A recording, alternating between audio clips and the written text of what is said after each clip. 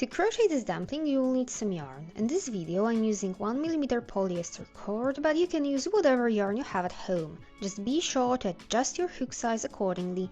Keep in mind that the size of the finished dumpling will vary depending on the yarn you choose. In the video I'm using a 3.5mm hook. Prepare a pair of scissors. A darning needle will be useful as well. You will need some stuffing. You will need a lighter if you're working with polyester cord, and a split ring, a carabiner or something similar. Okay, let's dive in. First of all, you got to make a magic ring. If you're not sure how to do it, just watch the video closely. I'm wrapping the yarn around these two fingers so it crosses over like this.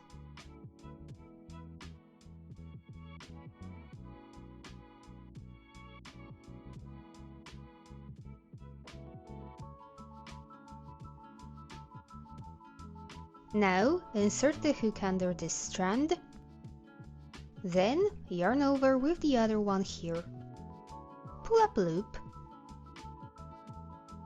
Gently slide both fingers out. Be really careful while doing this. You can pinch the loop here to help yourself.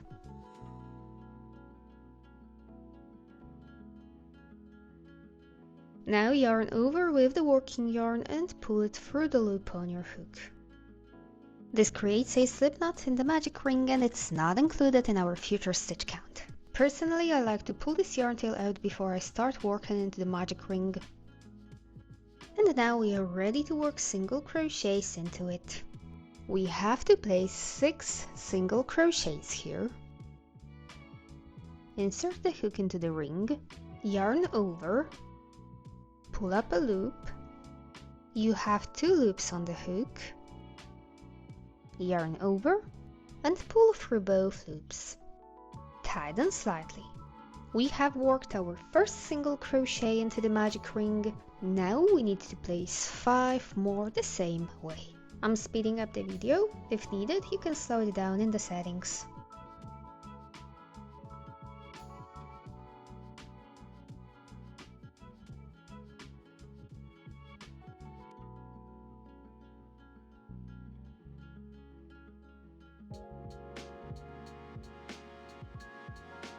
Now pull the tail all the way through to tighten the work.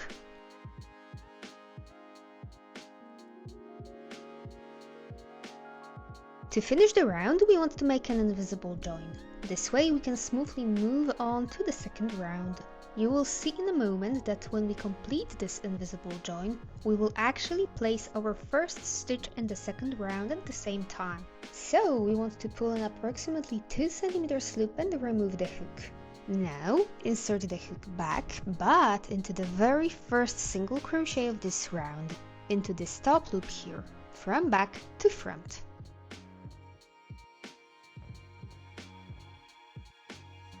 Now place this loop on the hook and pull it through so it comes out the other side.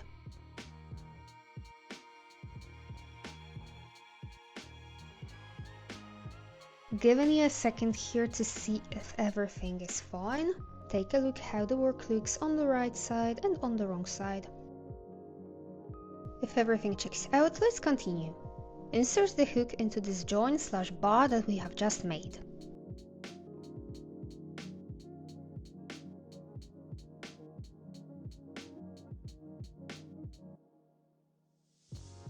Now insert the hook into this loop. If the join here is too loose, you can tighten it a bit by pulling the working yarn. You want the size/length of this join/bar to be identical to other top loops of single crochets in this round. Yarn over with the working yarn and pull up a loop.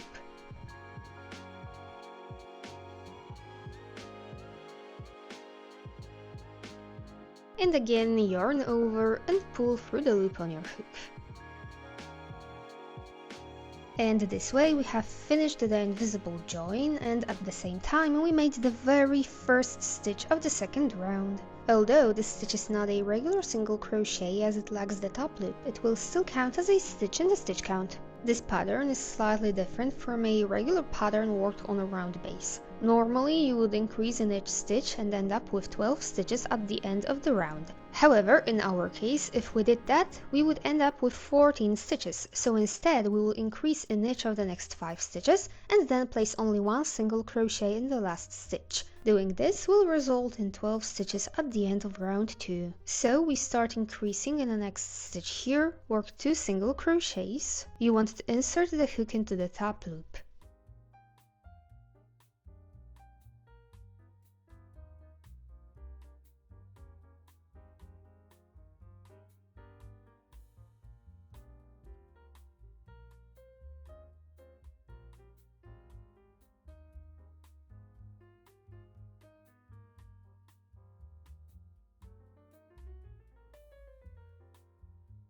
Okay, so that's that. Now continue increasing. In other words, work 2 single crochets into each stitch until the second to last stitch.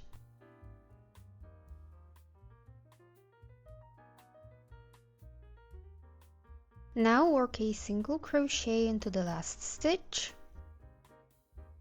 We completed the second round. Before we make an invisible join, let's count the stitches together. As already mentioned before, this is the first stitch, and it is included in the count. So 1, 2, 3, 4, 5, 6, 7, 8, 9, 10, 11, and 12. Now make an invisible join as you did before.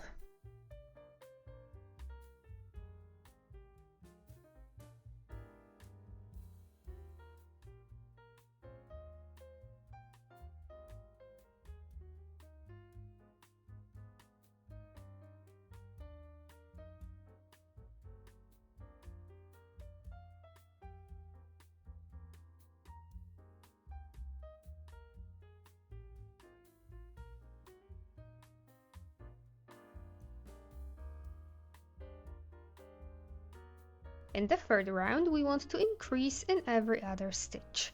We already have one stitch here, so in this case, we will work 2 single crochets into the next stitch. Then make 1 single crochet in the following stitch and 2 single crochets in the next. Repeat that pattern all the way around. You will finish by placing 2 single crochets in the last stitch. Once you complete this round, you should have 18 stitches.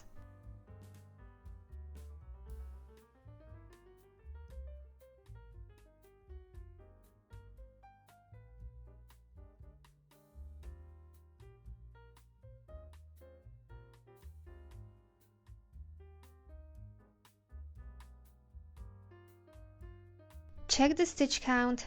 If everything's fine, make an invisible join the same way as before.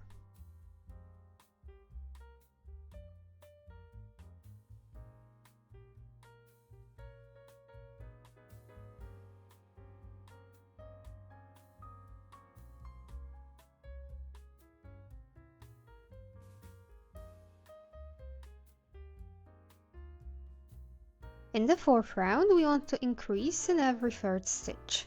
We already have one stitch here. In the next stitch, we work a single crochet, and into the following stitch, 2 single crochets. Then we repeat that sequence all the way around. We'll finish by placing 2 single crochets into the last stitch. Once you complete round number 4, you should have 24 stitches.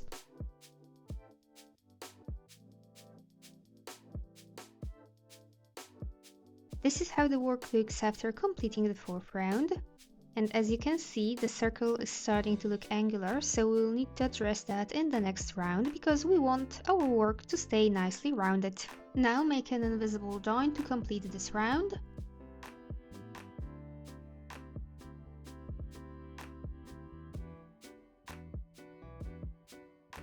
In the fifth round, we will have to work a little differently.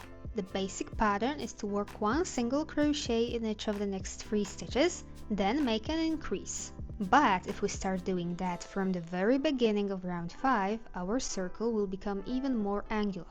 What we need to do is to shift the increases so they don't fall on top of the ones from the previous round. It sounds more complicated than it really is, so let's just start working. You will quickly understand what I mean as we go. Work 2 single crochets into the next stitch.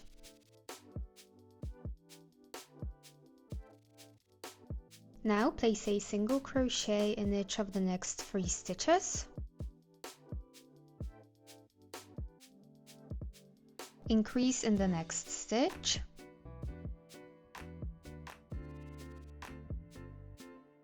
Single crochet in each of the next 3 stitches.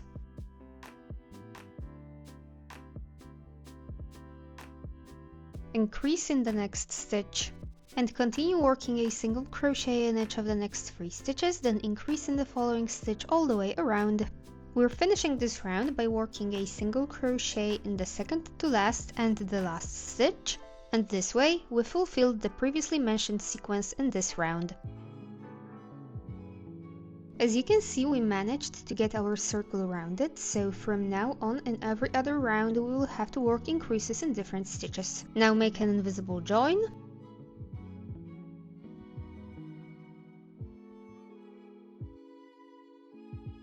The 6th round is nice and easy. Work a single crochet in each of the next 4 stitches, then increase in the next stitch and repeat that sequence all the way around.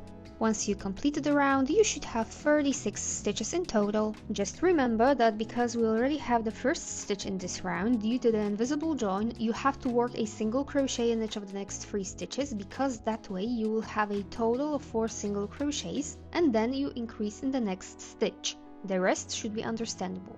Finish the round with an increase in the last stitch.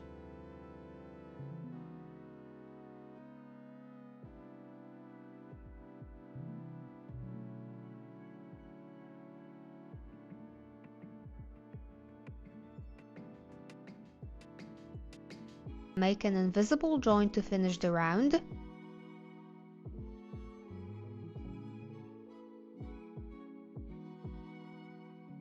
And there is just one last round ahead of us. The general rule is to work 1 single crochet in each of the next 5 stitches and then increase in the following stitch. But, similarly as in the 5th round, we have to move the increase so it doesn't fall on top of the ones from the previous round. So we start the 7th round by placing a single crochet in the next stitch. Then we want to increase in the following stitch.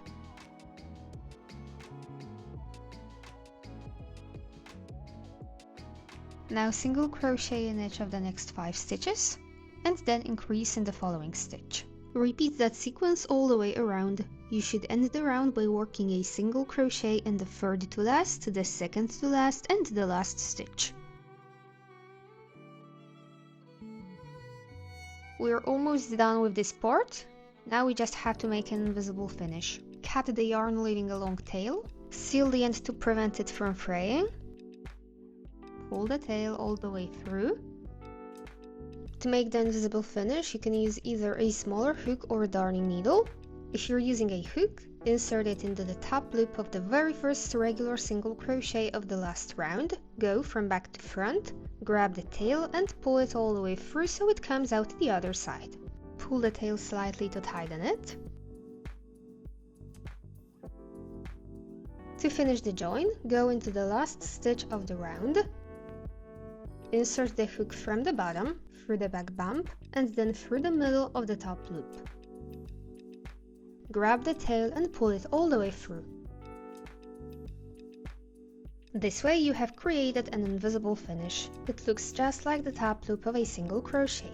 Now just adjust it slightly so the size of this loop matches the other top loops. Now just weave in both tails. I left the video running in case you need a visual.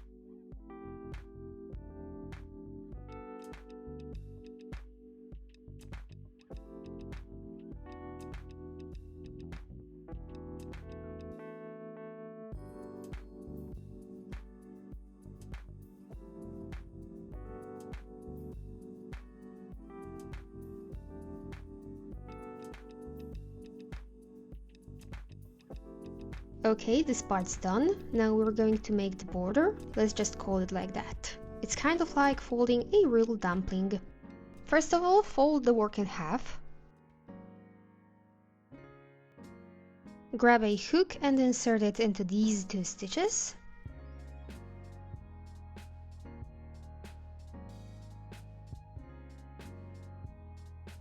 Yarn over the hook and pull up a loop. We will hide the yarn tail inside as we work on the border.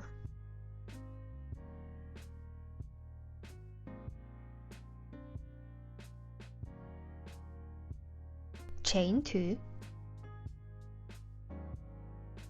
These 2 chain stitches will count as a half double crochet for us. Now work a double crochet into the same stitch. So yarn over and insert the hook into the same stitch. Again, yarn over and pull up a loop.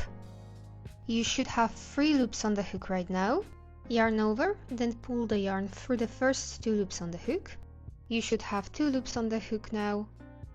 And again yarn over and pull it through these 2 loops. Now half double crochet into the same stitch.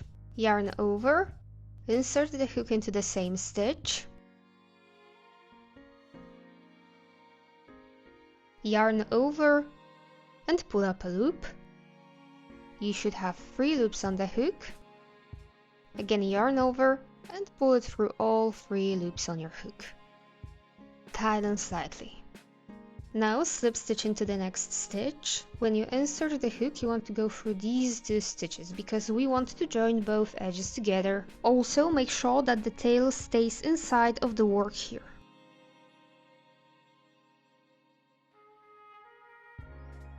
Yarn over and pull all the way through.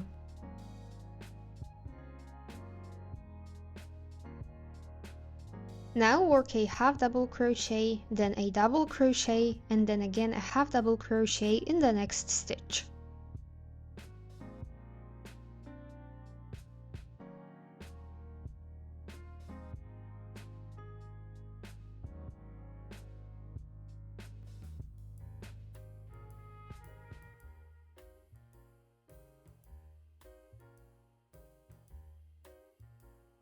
Now slip stitch in the next stitch and continue with this sequence: half double crochet, then another half double crochet in the same stitch, followed by a slip stitch in the following stitch. Repeat this sequence across. When you reach the middle of the piece, it will be time to start stuffing the dumpling. Okay, we are halfway through, so let's go ahead and stuff our dumpling, just not too much so we don't overstuff it.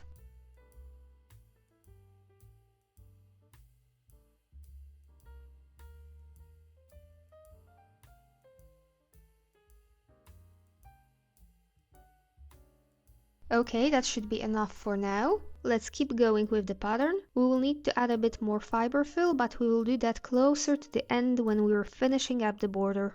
Okay, let's throw in some more stuffing now.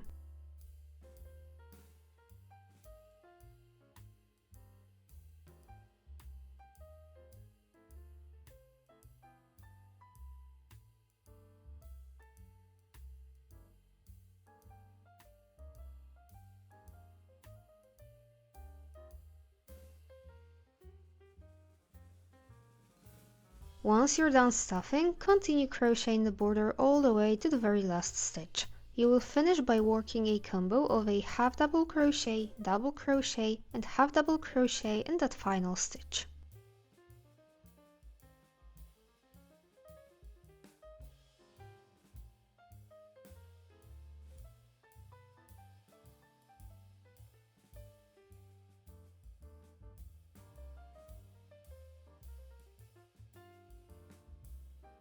All that's left is to fasten off, so cut the yarn leaving a long tail.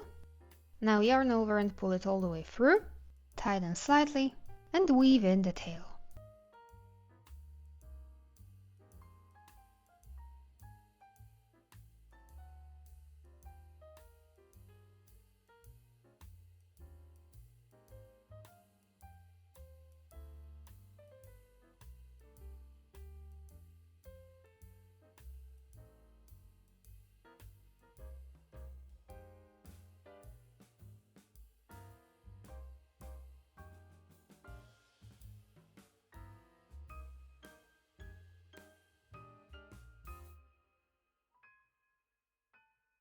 your dumpling is complete.